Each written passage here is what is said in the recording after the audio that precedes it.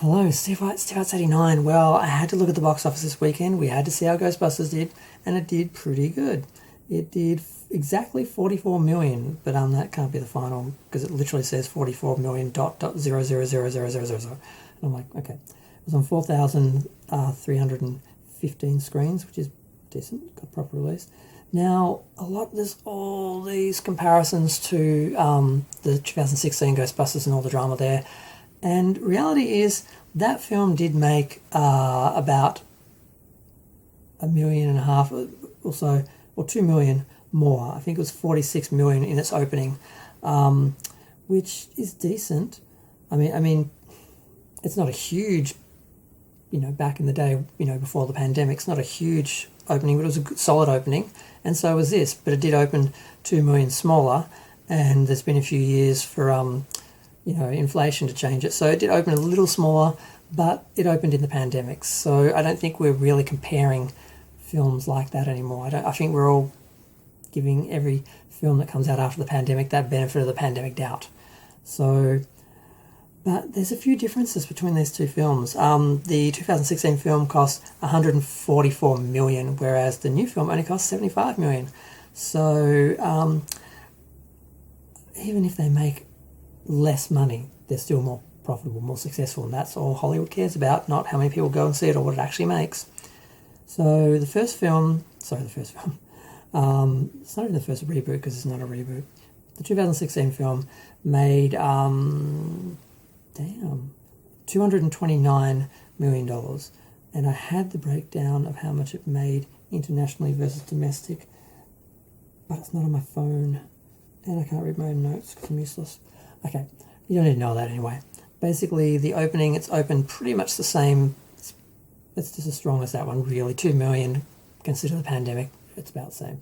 But some people were saying, like Grace Randolph, that they should have opened it earlier for Halloween, and it would have had a few weeks really without any real competition. Now, it has, I think, a month before it's got any real competition on December 17, which is Spider-Man, which is going to kill anything.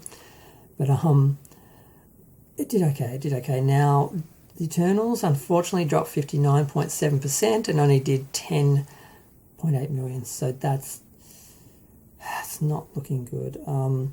Clifford the Big Red Dog, he lost 51%. A lot of these films do lose like 50%. King Richard only did 5 million, which I don't know why I want to see that. There's nothing they've sold me on that. Dune did 3 million, which is a 44% drop. Venom did another 2 million, which is 28% drop. No Time to Die did another 2 million, and that is still growing. People are saying this might get to $1 billion. I'm not sure if it's going to get there, but it seems to be having it's got legs, basically. So it comes down to. What else is Antlers? Yeah, it only made 360,000. Last Night in Soho, the film broke them up. Halloween Kills only made 200,000, so looks like it's pretty much made its box office. What was left? Shang-Chi, that only made 52,000, but that's it. I want to see what Addams Family made, but I can't even see it. So yeah, Eternals dying. No Time to Die got legs. Ghostbusters Afterlife. Apparently people are happy with it, but the rumors I'm hearing is that the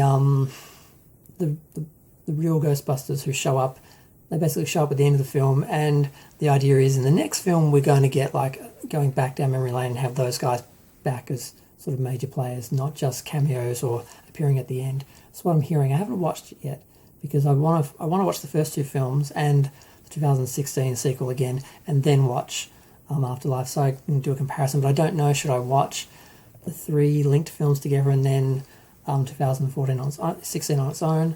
I saw it in the cinema. I have a fairly good memory of it.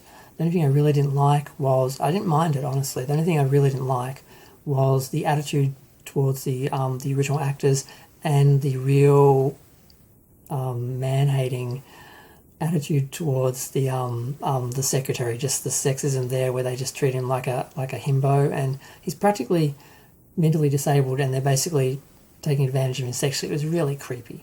But outside of that element and that character, I actually enjoyed the film, even though when I do look back at it and a lot of people are talking about it, it does seem to have a sort of what is it when you spontaneously create your lines? Damn, you know what I mean.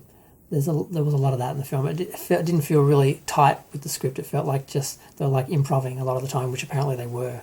So I don't know. I don't know if I'm going to enjoy it as much the second time, but I want to give them a shot. I just don't know if I should do them in continuity or do the ones that are linked together and that. So it's a bit of a mess.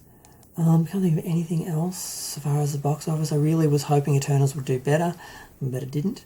And yeah, how is everything else? How are they doing? Like, yeah, No Time to Die, 733 million. Sorry, they're comparing some of the biggest hits. Okay. Yeah. Damn, I don't have some of the numbers there I thought I had. But it doesn't really matter. I just sort of wanted to in June, 367. It's doing okay. Black Widow only did 379.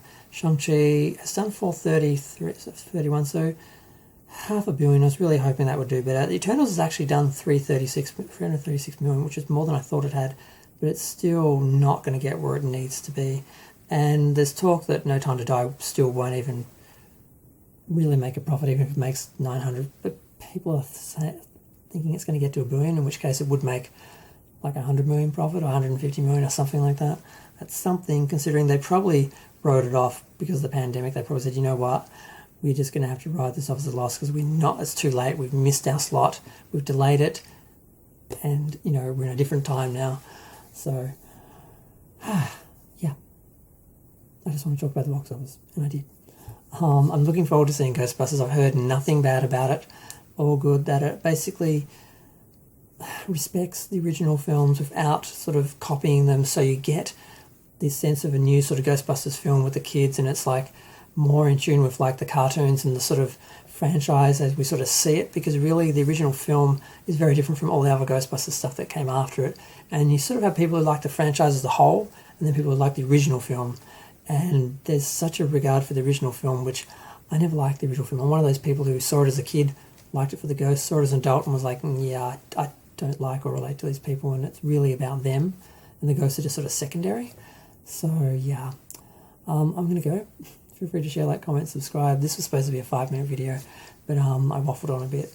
But I like talking about box office. I like just sort of analysing how they're doing, and I was really afraid with the pandemic that it would kill cinema. There was a few weeks there when everyone was saying cinema's not coming back, all these theatres are closing down, it's never going to recover again, we're all just going to start watching stuff at home and no one's going to go back to the theatre. And I was really scared for a minute there. I'm like, I don't want theatre to die like that.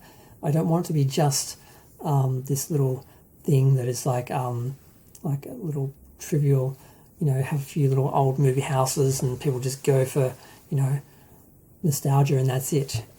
Cinema experience, I think is really valuable and I love it. So I'm glad that to some extent the box office is coming back to life. Now we still have countries with huge pandemic numbers, huge case numbers, lots of deaths. We have rises in some places that aren't vaccinated, so it's not safe. So really the fact the world box office has come back this much, I think is actually pretty impressive. And I think in 6 months, a year or whatever, how long it takes for people to get vaccinated and for people to get things under control, I think ultimately the box office will come back because it is an experience people want.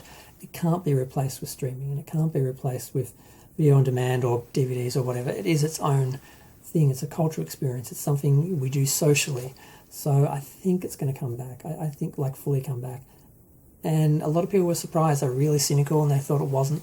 And I noticed a lot of people going, wow, I'm surprised, the box office, how well it's doing. Because everyone thought it was dead. And I'm like, I was afraid, but I knew it wouldn't go because I thought I can't be the only person that values this. I can't be the only person who this is part of my lifestyle. And not that I've seen a film since the pandemic, which is killing me.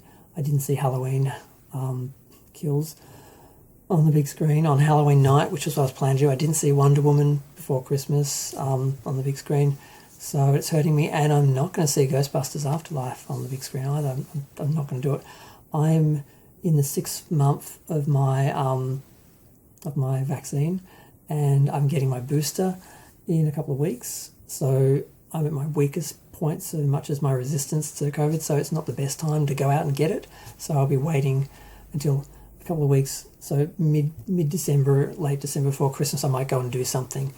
Now I just remembered Ghostbusters Afterlife doesn't actually open until January 1st here, so maybe I'll go do it New Year's Day. Maybe that'll be my first film. I don't know, I'm still talking. I'm going to go. Feel free to share, like, comment, subscribe. Let me know what you thought of Ghostbusters if you saw it. A lot of people have. I haven't yet. Damn. If I do see it in the cinema, I have to wait. Now I don't know what to do.